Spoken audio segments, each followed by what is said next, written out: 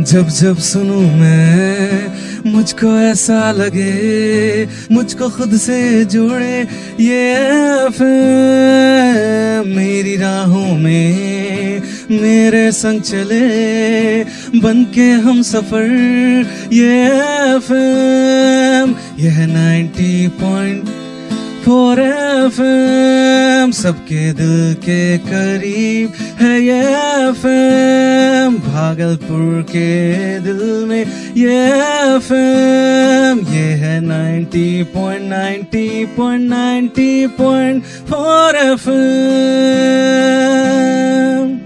It's your voice. 90.4 megahertz पर बहुत बहुत स्वागत है हमारे सभी प्यारे प्यारे लिसनर्स का। आप सभी का दोस्त अनिल आपके साथ। और लिसनर्स, जैसा कि आप सभी जानते हैं कि हमने साल 2025 तक अपने देश को टीबी मुक्त घोषित करना है और इस दिशा में बहुत सारे प्रयास भी किए जा रहे हैं।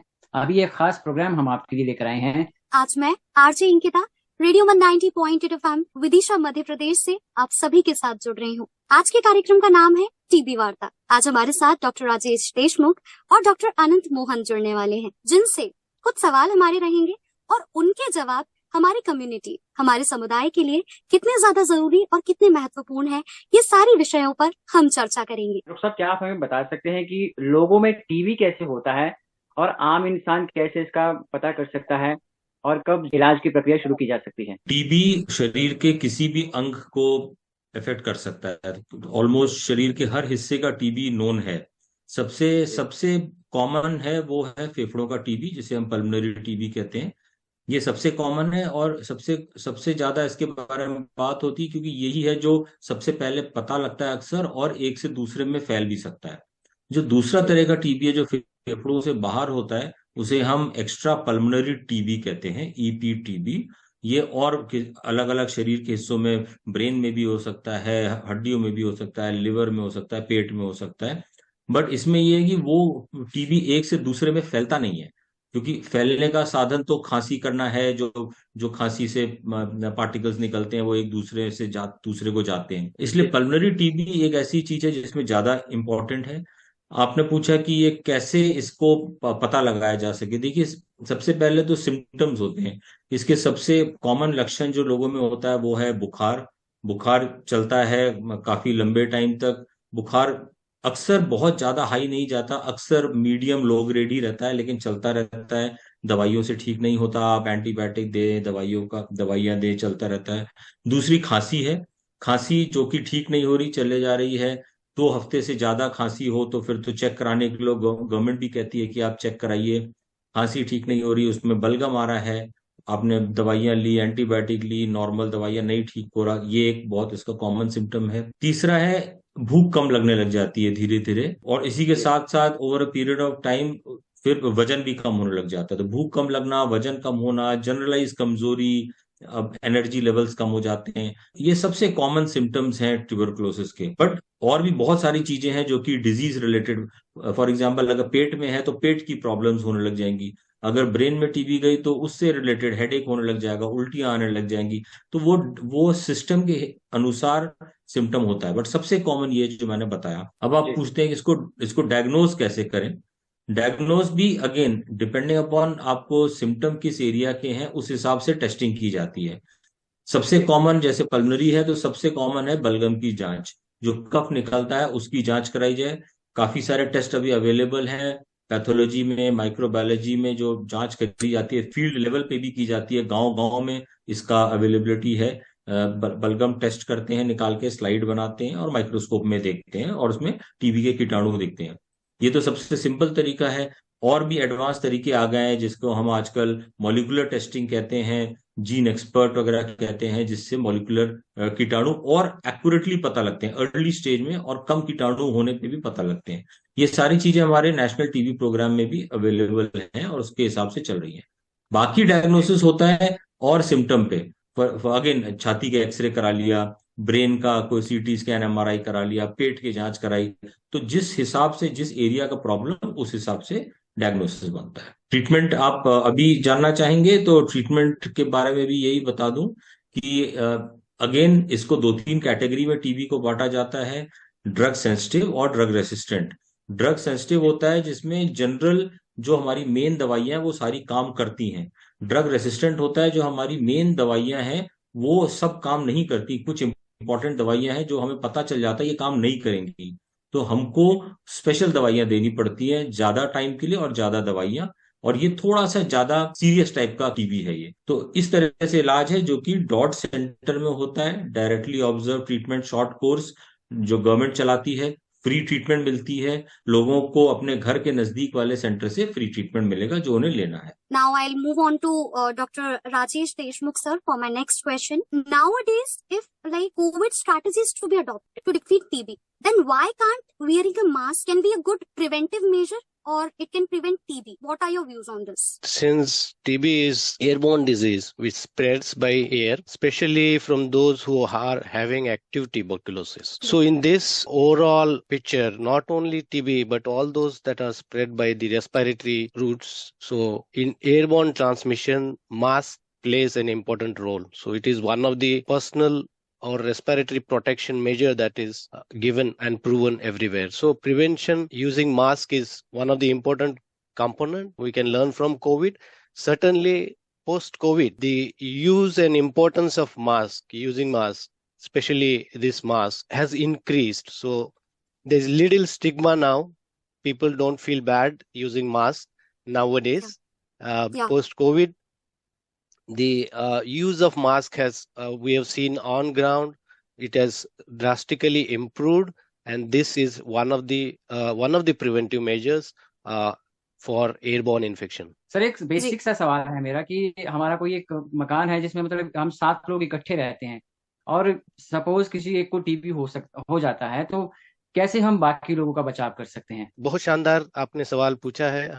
बड़े बड़े शहरों में लोग काम के लिए आते हैं और मजबूरन कई बार बहुत लोगों के साथ रहना पड़ता है। कई जगह पर गांवों में भी जो इकट्ठे परिवार रहते हैं उसमें भी ऐसे हालात हमको देखने को मिलते हैं, जहां किसी एक व्यक्ति को हो जाए टीबी तो बाकी लोग भी उसके संपर्क में आ सकते हैं।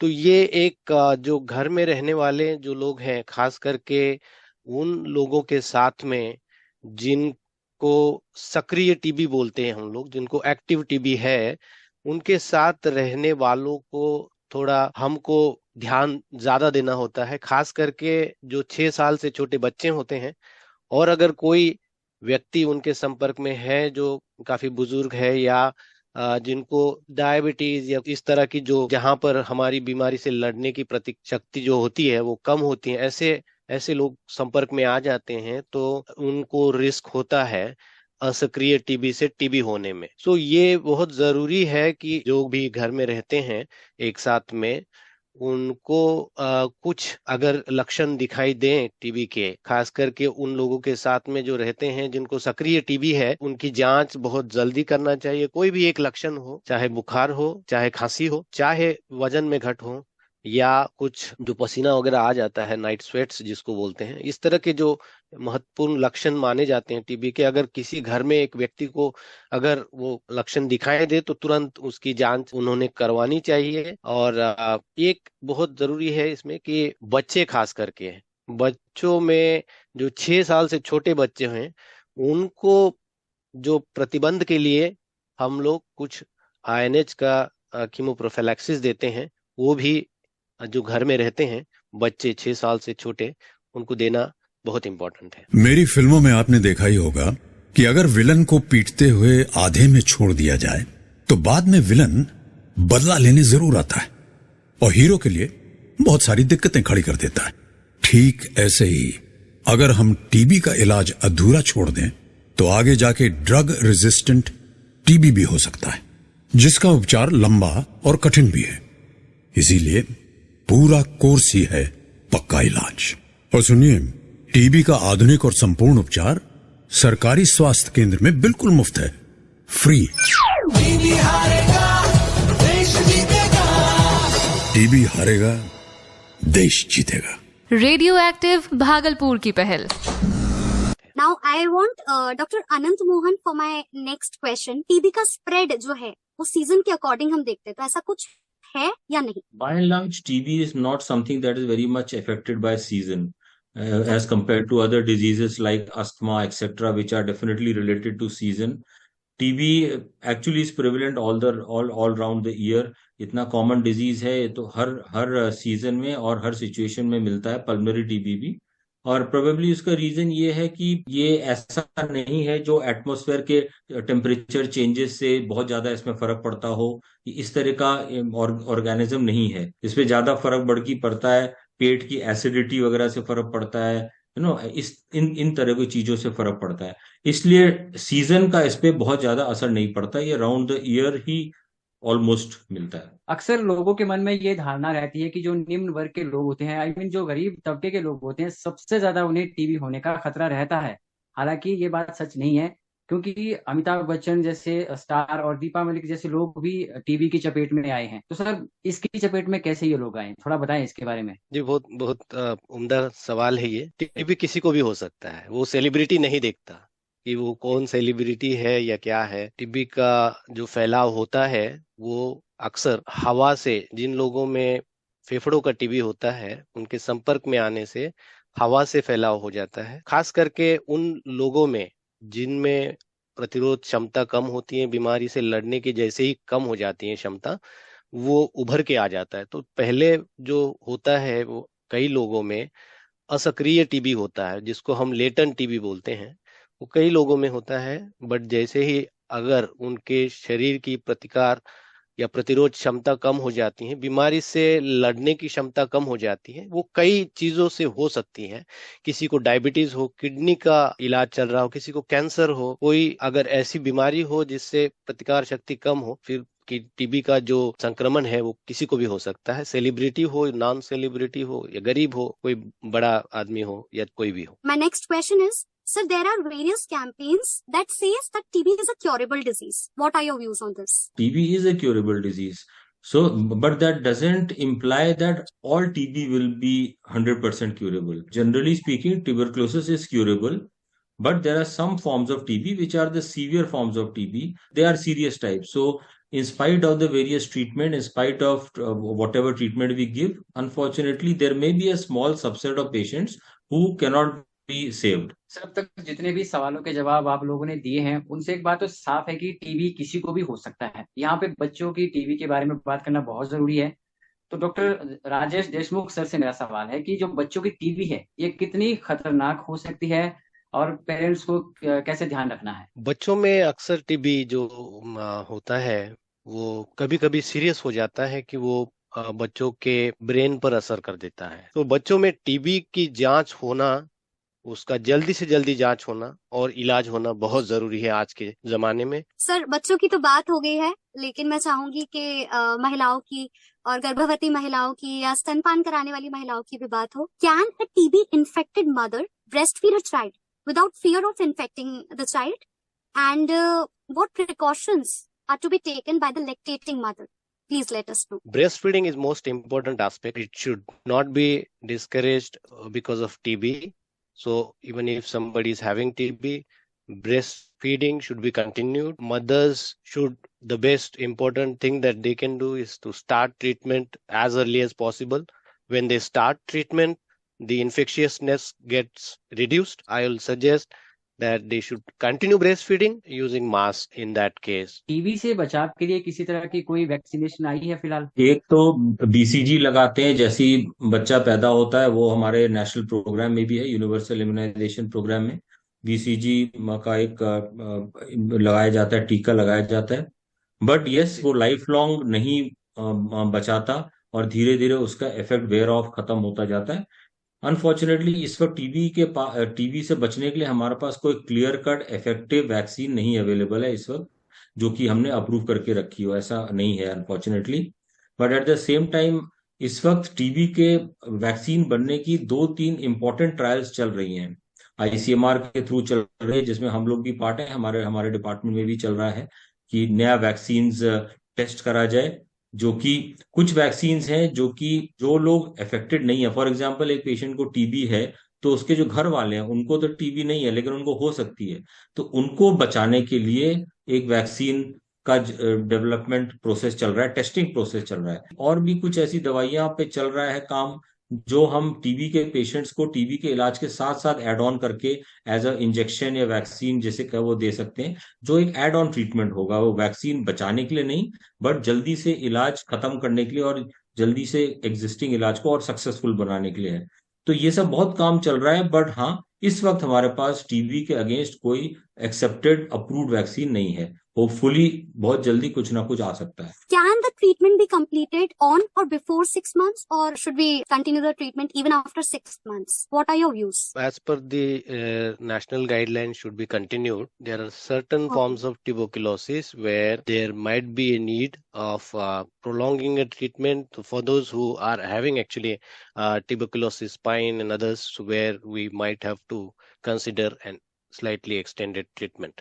Otherwise, if the patient is taking regular treatment as per the prescribed by the doctor, as per the national guidelines, then he should get he will be cured as per the treatment course. अगला सवाल मेरा doctor Anant Mohan sir से है। Sir, जो TB की testing है ये कहाँ पर हो सकती है? बहुत सारे हमारे ऐसे लिसनर्स हैं, व्यूअर्स हैं, उन्हें नहीं पता होता, खासकर जो ग्रामीण तबके के लोग रहते हैं उन्हें नहीं पता होता कि हमें टेस्टिंग कहाँ करवानी है। थोड़ा इसके बारे में अगर बता दें आप हमारे लिसनर्स के लिए, व्यूवर्स के लिए। टीबी की टेस्टिंग अब बहुत ज्यादा डिसेंट्रलाइज हो गई है, मतलब उसके लिए कोई बड़े अस्पताल में जाने की जरूरी नहीं है।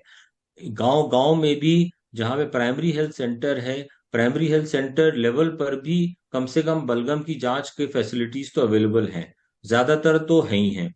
और अगर by chance primary health centre यानी विलेज लेवल पे नहीं है, तो कम से कम एक सेकेंडरी लेवल पे जो नियरेस्ट पास में डिस्ट्रिक्ट हॉस्पिटल होगा वहां पे तो जरूर है। इसमें ऐसा कुछ नहीं है कि बहुत मुश्किल होगा। एक गांव का आदमी भी अगर उसको डाउट है या उसको किसी डॉक्टर ने बोला है तो बहुत आराम से जाके बलगम का टेस्ट करवा सकता है। कोशिश ये हो रही है कि जो एडवांस मॉलिक्यूलर जो टेस्टिंग है वो भी अब उस लेवल तक अवेलेबल कराया जाए कि हर लेवल तक, डाउन से डाउन लेवल तक पहुंच जाए। नमस्कार, मैं अमिताभ बच्चन बोल रहा हूं।